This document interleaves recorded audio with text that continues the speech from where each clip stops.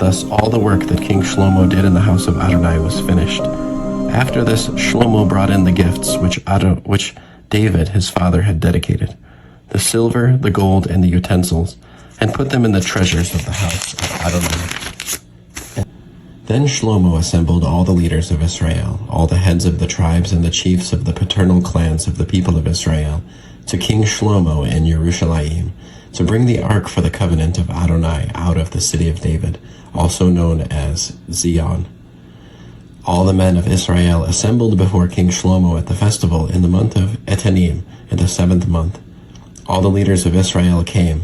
The Kohanim took the ark and brought up the ark of Adonai, the tent of meeting, and all the holy utensils that were in the tent. These are what the Kohanim and Leviim brought up. King Shlomo and the whole community of Israel assembled in his presence were with him in front of the ark, sacrificing sheep and oxen in numbers beyond counting or recording. The Kohanim brought the ark for the covenant of Adonai into its place inside the sanctuary of the house, to the especially holy place under the wings of the Cheruvim. For the Cheruvim spread out their wings over the place for the ark, covering the ark and its poles from above. The poles were so long that their ends could be seen from the holy place in front of the sanctuary, but they could not be seen from the outside. They are there to this day. There was nothing in the ark except the 2 tablets of stone which Moshe put there at Horeb, when Adonai made the covenant with the people of Israel at the time of their leaving the land of Egypt. When the Kohanim came out of the holy place, the cloud filled the house of Adonai, so that because of the cloud the Kohanim could not stand up to perform their service, for the glory of Adonai filled the house of Adonai. Shlomo said, Adonai said he would live in thick darkness, but I have built you a magnificent house, a place where you can live forever. Then the king turned around and blessed the whole community of Israel.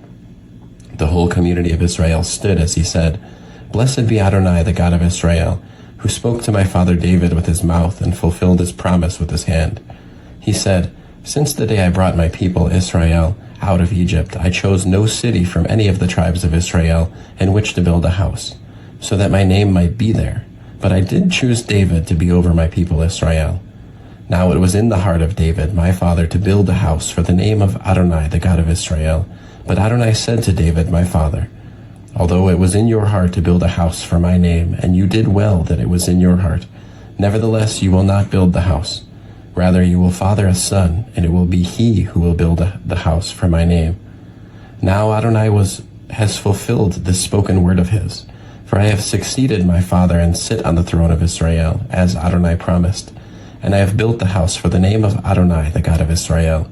And there I have made a place for the ark containing the covenant of Adonai, which he made with our ancestors when he brought them out of the land of Egypt.